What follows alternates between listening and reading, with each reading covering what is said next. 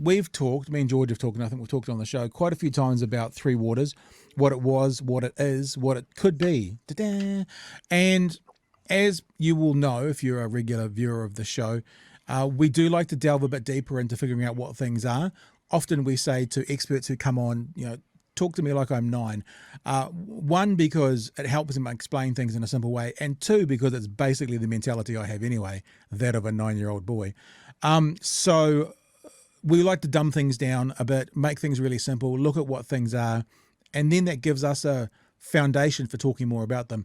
We've never really done it with Three Waters, and I thought maybe tonight, seeing that the first reading of the bill has just passed, and there seems to be a bit of contention about, is it good, is it bad, has Nanaia Mahuta ballsed up, and I think there was an apology that maybe the process hasn't been as good as it could have been. I think that's fair to say.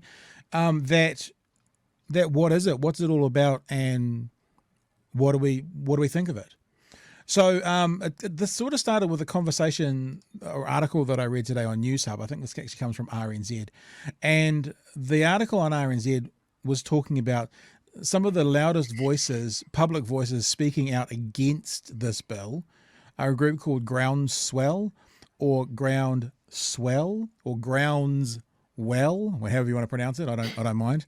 And they're talking out against it, and they're saying it's a bad thing. RNZ basically bailed them up and asked them if they had read the bill and if they knew anything about it. And of course, as does happen with a lot of reactionary kind of response, they had not. So they have a huge problem with this legislation that they have never actually interacted with. Have a listen. Have you read the bill? I know a bit about it. No. No. No, I haven't. No. Have you read the government's discussion document on the proposed Three Waters reform? No. No, I haven't. So just make it clear, there were people from Groundswell at the big meeting they had down in Gore, which was really large, right? They haven't read the bill, and they haven't read basically the summary of the bill, but they're against the bill, right? Just so we're clear, that's what they're saying. Now, this is not me actually standing up for the bill, because I can see a couple of aspects from both sides that are good and bad, but I've read the summary of the bill, so I have a reason to know what's sort of going on there. We'll just play a bit more of these guys from the Gore meeting. And they are not alone, with Groundswell co-founders Laurie Patterson and Bryce McKenzie also saying they haven't read the proposed legislation. But Mr Patterson says, nonetheless, they're opposed to what's on the table. We're not against Three Waters reform necessarily. We just think that this is crazy what they're doing. And as I said originally, there's actually a facility in there for local governments, councils, to get money through that fund anyway. Just need the government to put some money in there instead of wasting it on bloody PR spin and consultants and all the rest of it. Because the amount of money this government's wasted is staggering, on things. So if they put that money into the fund and pick probably the councils that need the help the most. So if Nobby Clark says Invercargill's good, if Tracy says Gore's not good, well, maybe we need to pump more money into Gore to fix it. And anyone in business, they always look at where the problem is, because you can't spend money on everything, and you go to where the most problem is. So yeah, we just think it could be much simpler and much better.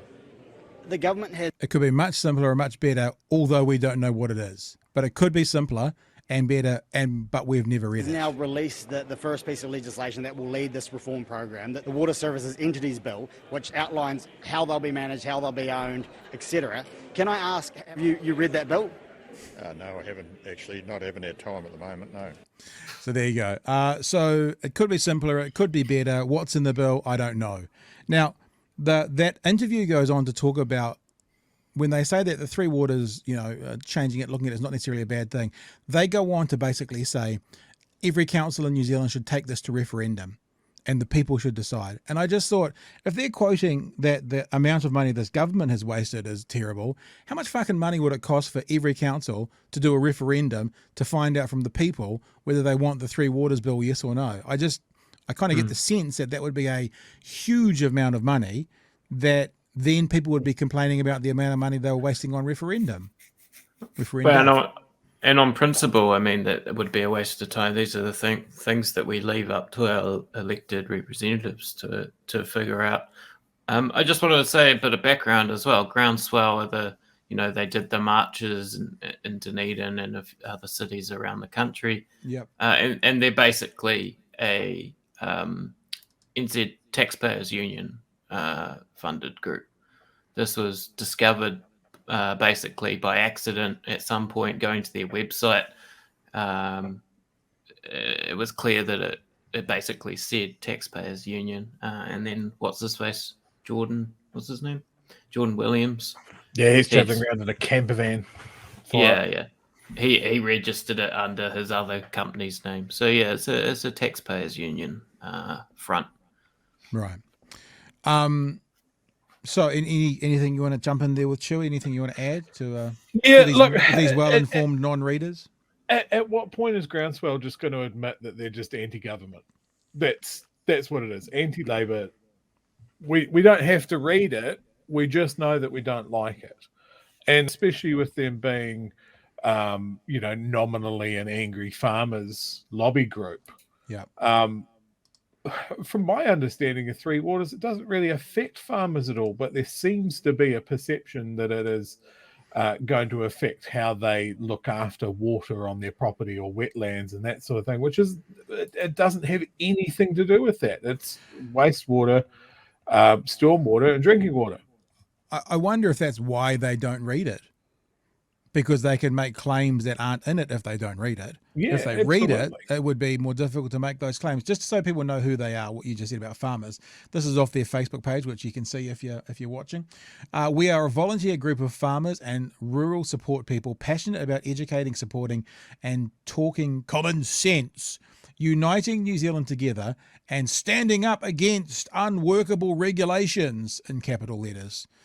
So, yeah.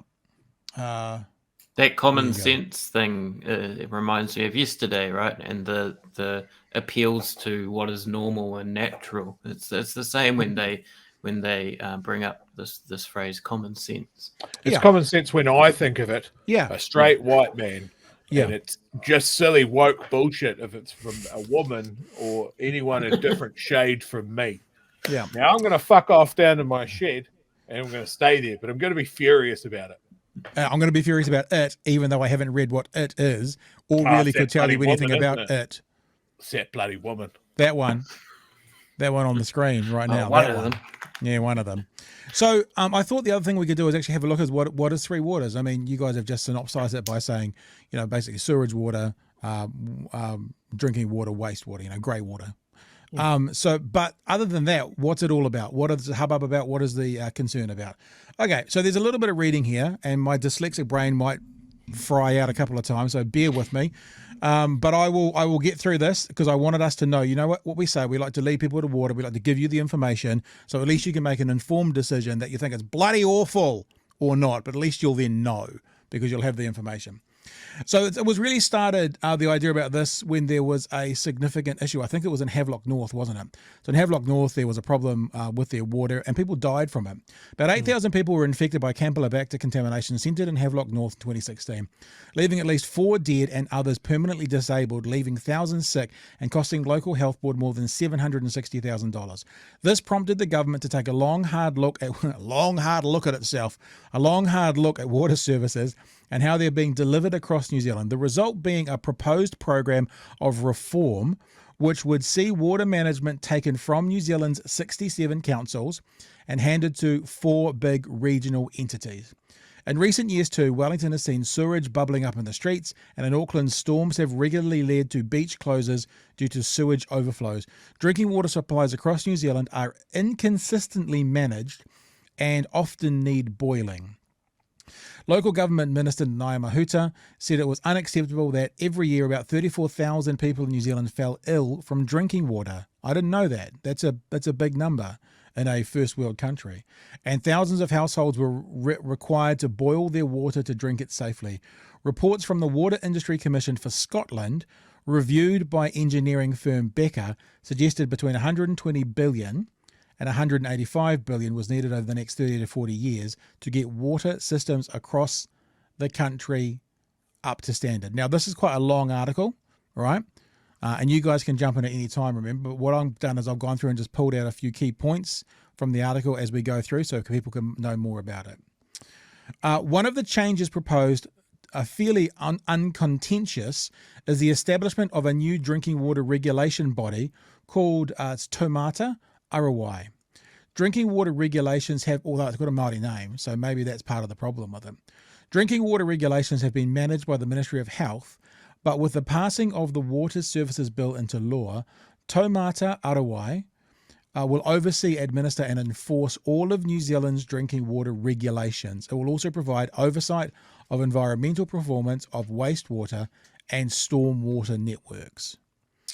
Right, the next part. So that's obviously going to have a big effect on farmers on their own drinking water bores. You think so? Oh, massively.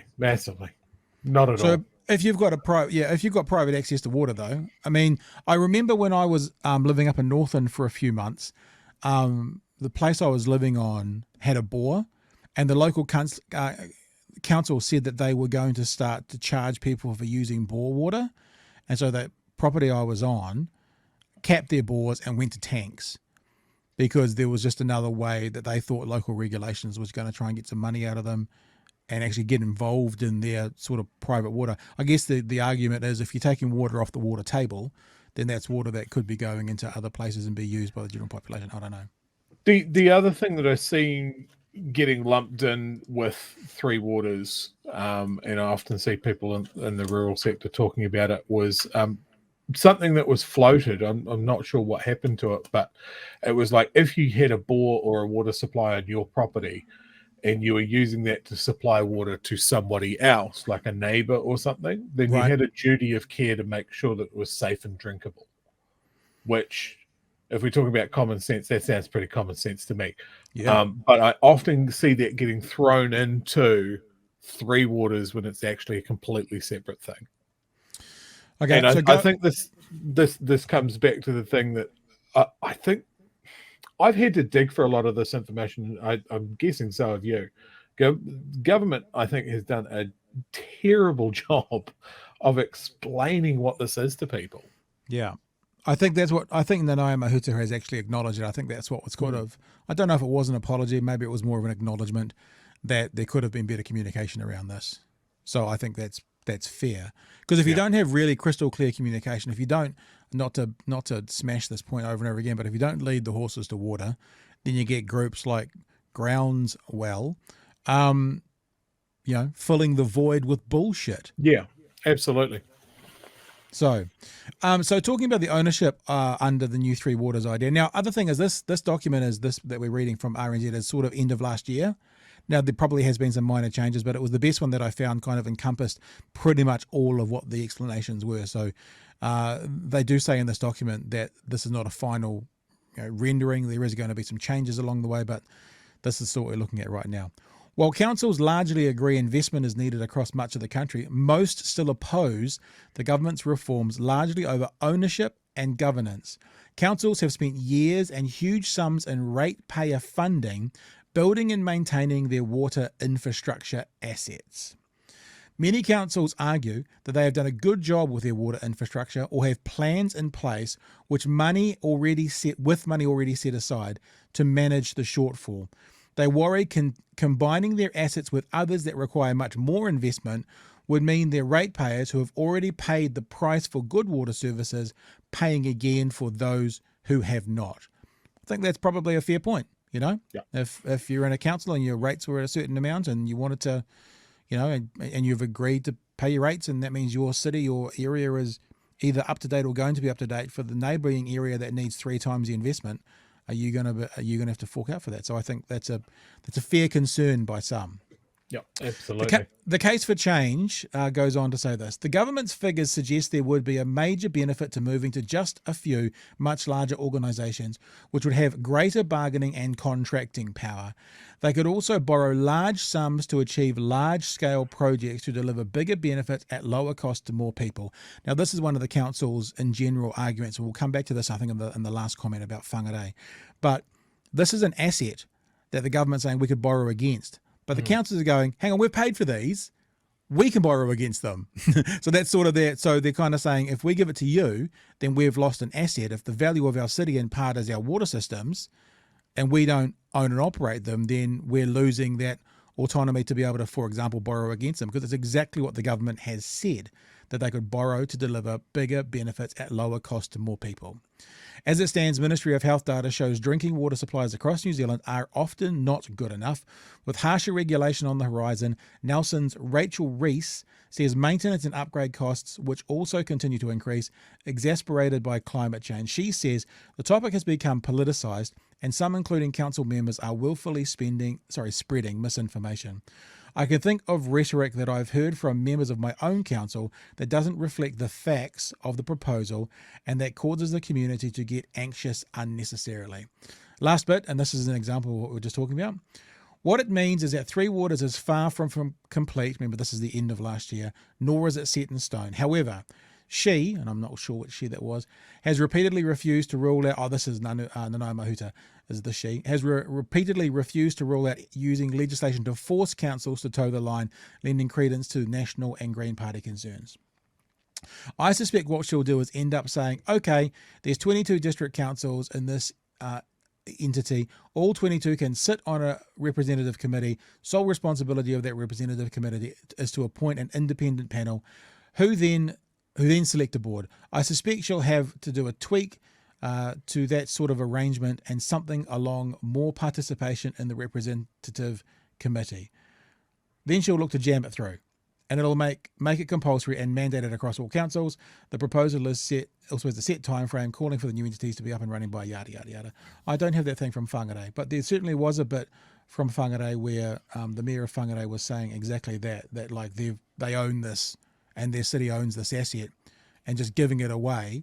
I think the numbers or something like they were going to get 130 million, but if you look at what it's worth in Whangarei, she was saying that there's, here it is here.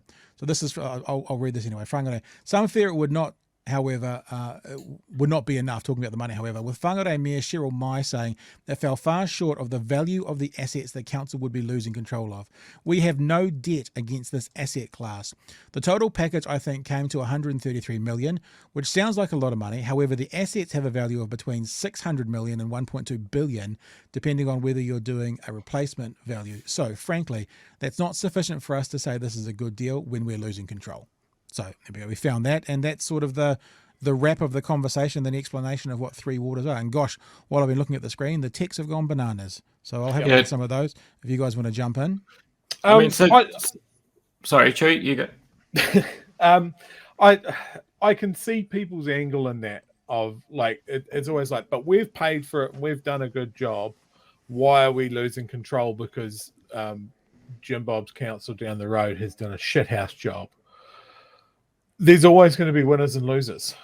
But I think if you have a bigger government entity that's able to point at all of their assets and has different rules about the debt burden that councils can take on versus these new entities that have a much higher ability to borrow against this equipment and infrastructure and keep it up and running. I mean, wastewater pipes, that's not sexy for local government. Nobody's going to vote for someone that says, let's spend more on pipes. You know, it just doesn't happen. And so when people hear that their rates are going up, they get angry, they don't vote, or they vote for someone that's saying, I'm not going to raise rates as much, and then the work doesn't happen. We've seen that in Dunedin. You know, I was in Wellington quite recently and it was raining, and that meant the entire waterfront smelled of poo. You know, that's our capital city. If they've messed it up, you know, what does that say? Oh, as you said, Auckland's got trouble as well. Christchurch has had no end of trouble since the earthquakes and that sort of thing. And then we're staring down the barrel of climate change as well. There's a lot of work that needs to be doing, and I just don't think that local councils are able to do as much as quickly on such a scale. You know, we talked about referendums before. We have a referendum. It's local body elections and nobody votes in them. The power dynamic is completely fucked to old people who don't want their rates going up. It has been, but the point has been made in this conversation, though, that when the last elections did happen, this wasn't on the table. So that is a local body election issue, but it wasn't before the people at the last local body election. So it will be interesting to see what happens. We've got elections this year, and if Three Waters becomes a big election issue. But from the sounds of things, acknowledging that this is maybe a 4 or 5 or 6 month old article we were reading with the basics, is that sounds like Nanaia Mahuta hasn't actually ruled out. Doesn't matter what the councils want, we can still push it through if we want to. Yeah, which is not a great look. No. It seems to be what's happened since the time of that article is just ongoing negotiations in terms of how people get a return on the work that their council has done to their infrastructure, to their water infrastructure in the past. For example, Phil Goff in Auckland was upset that, it says here, Auckland Council will contribute 93% of the assets to the northernmost regional entity for Three Waters, but only have a four seats on the representative group out 4 out of 14. But what they've worked out, and this is similar to how Gore and Southland have come around to sort of being okay with Three Waters, is that Auckland's going to get $127 million up front as sort of a payoff for the infrastructure spending that they've done up until now. I guess it also means if there's no expenses to that local council anymore, like out of their coffers, obviously we all pay for it in taxes or whatever, like an asset that the Whangarei Mayor was saying could be worth between 600 million and 1.2 billion, that might be what it's worth on paper, but if it also costs 100 million a year to upkeep, then actually maybe a couple of 100 million is a fair amount, like as it sounds like it's happening in Auckland or something. I don't know. I guess it's not necessarily a value of something is not necessarily what it's worth in a net capacity. You know what I'm saying? Yeah. I'm sure that there's councils around the country that are going, oh, fuck, you're going to take this problem off my plate? Yes, please. Yeah. Because we've fucked this. We've ignored it for 40 years and it's fucked. But if you want to look after it, that's awesome. We're all for it. I've had talks with my kids recently about the stormwaters underneath where we live in Dunedin, and they're 100 years old. So, but Dunedin might be one of those places that has the money set aside, and there seems to be constant work going on those under the ground. But, they're 100 years old, and based on the water runoff for properties 100 years ago, they're not sufficient to deal with it. So I live in North Dunedin, and one of the main roads down here, if it rains too hard, which has got a creek beside it, we get fountains coming up out of the manhole covers. It's because the stormwater underneath the ground can't handle the capacity of water that's now running through them. I mean, the big floods in South Dunedin, that was a big and acknowledged problem. And I remember when I was living down here as a student in the early 2000s, they were talking about how the wastewater pipes were a big issue that they needed to solve, and they're still talking about it. Yeah. So, yeah, I think it's a good idea. I think there's going to be people that are going to be a little bit sore about it. But it seems to be a good idea that just hasn't been pitched to the people very well at all. All right, should we have a look at some of these comments that have been coming in? Yeah, because there's loads. I was just going to say as well, you just a little side note, people, you can always use a super chat as well. Just like if anyone felt like doing it, it's open to be used, that super chat. Not just I'm just saying, cup of coffee once in a while for doing 12 hours work on this fucking show every day would be nice. No, I'm kidding. I'm kidding, but I'm not. But I'm kidding, but I'm not. But I am kidding, but I'm not. Okay. No. Simple says, one conspiracy group that isn't happy about this is the Anti-Fluoride Brigade. They have got some councils to remove fluoride, but they will have no chance against this big government agency. I'd never thought about that. That's a really interesting point. So there's a big tick. Yeah. It's fucking off the right people. Ben's got an interesting perspective from the inside. I work at an engineering consultancy that deals with Three Waters a bunch. New Zealand local councils haven't invested much in these systems as they are not a big talking point in politics, which I think one of the points one of you guys made. It's not a sexy political kind of thing to put out there. Slight tangent, just a confirmation of what you were saying, I think, George. Groundswell does have notable links to Taxpayers Union, although the latter group seems to want to avoid this being noticeable. I wonder why. What else should we get? There's some more comments from some of the same people. Palmy is looking at a new sewage system, which would pump up rates by $300 to $1,200 a year, depends on which option is chosen. We need this to be funded centrally. Yeah, I guess. I mean, I understand the annoyance of having to pay for your neighbour's issues. We constantly hear about, we're paying for Auckland's roads or whatever from around the rest of the country, but that's actually not true because the amount of take they get from fuel in Auckland kind of covers that. But I don't know. We're also talking constantly, especially at the moment, about, don't we just want to come together? We've been too divided for too long. I mean, if you're in that kind of frame of mind, don't you want to look after the weakest in society? Don't you want to help out those that have done? And when we talk about having to pay more, let's be honest, we're talking about a few bucks.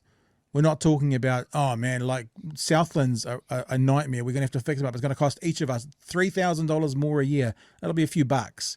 A few bucks from everybody. That's how the storehouse works. Everyone zeroes in on the the multi-billion-dollar price tag. It's not coming to you. It's that economy of scale, and that's what I think it is. We get 67 councils replicating the same responsibilities and doing 67 different versions of it. Surely there has got to be savings and going, cool, now we've got 4 big entities, they swing a big axe and they can get shit done.